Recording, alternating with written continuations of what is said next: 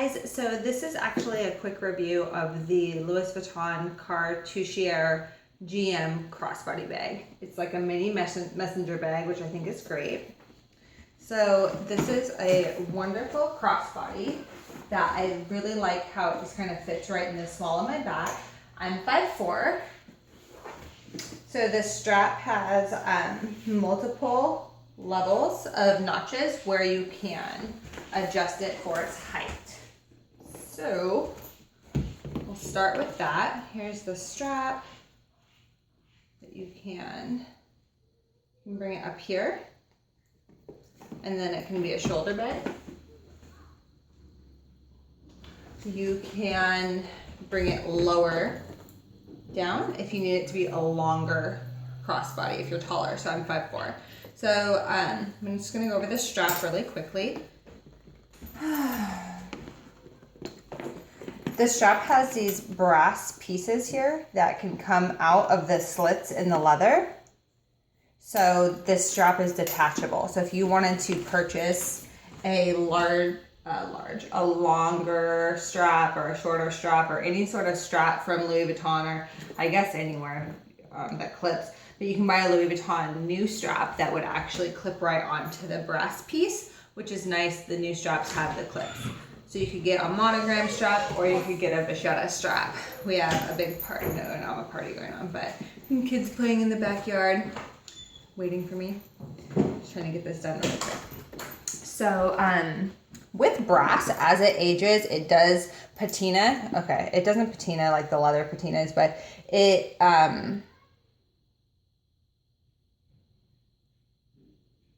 brass, sorry, we'll call it technical difficulties. I have so much going on in my head right now and I'm trying to do this really fast. Brass will darken. It will, the same way that silver will tarnish. Thank you. Tarnish is the word that I'm looking for.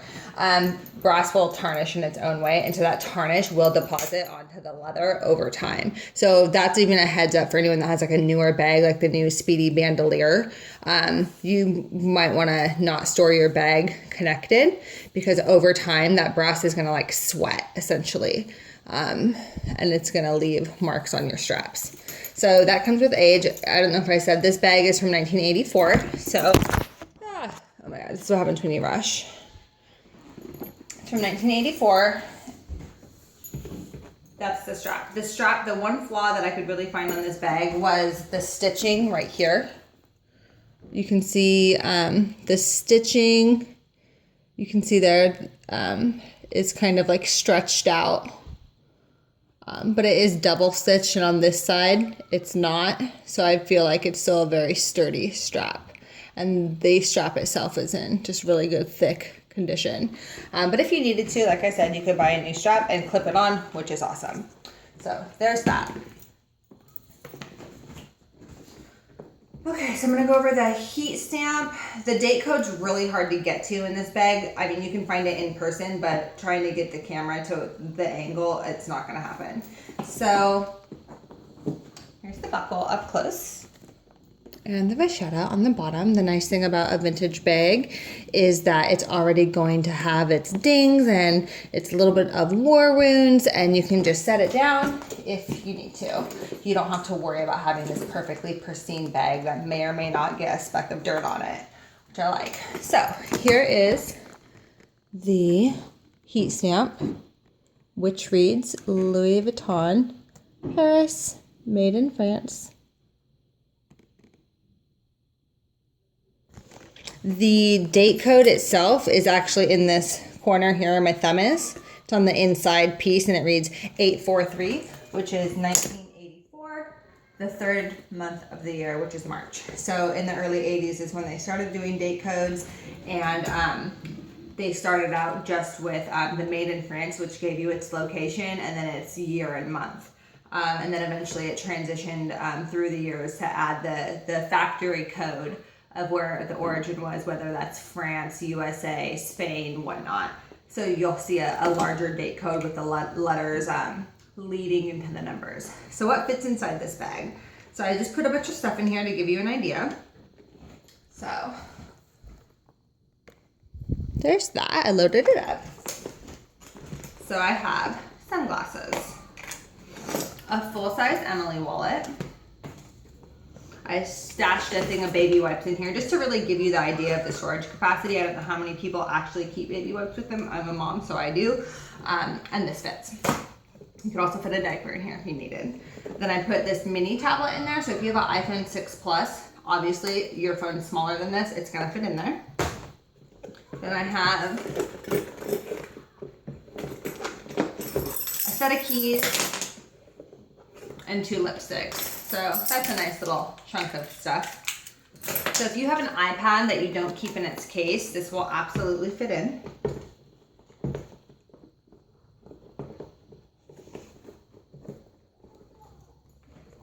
So if you do keep your iPad in a case, it would really need to be like a very thin silicone case.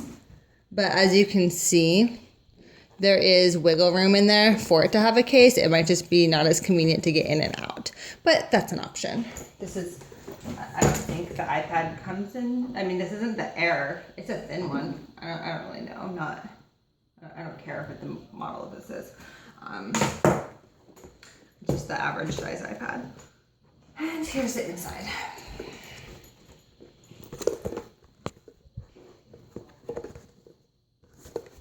So you have your it's just 2 really large compartments.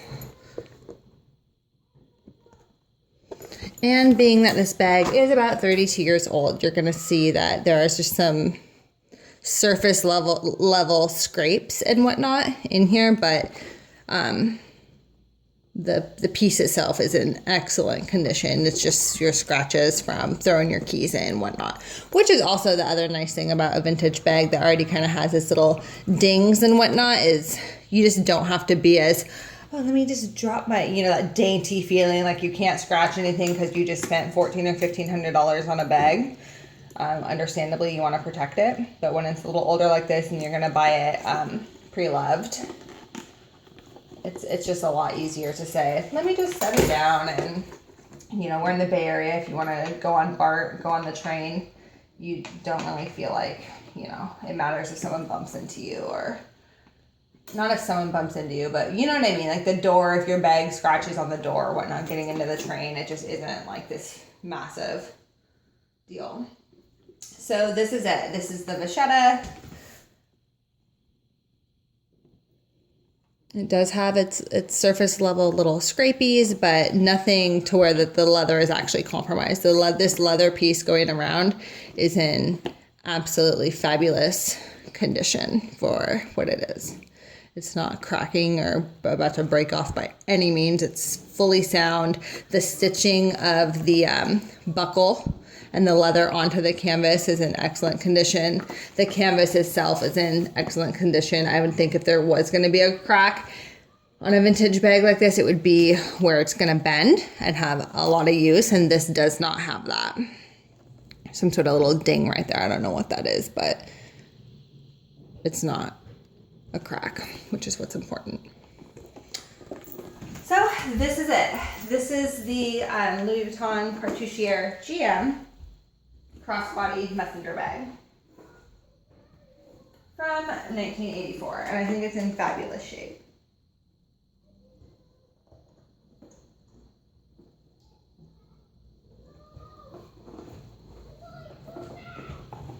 And one more shot.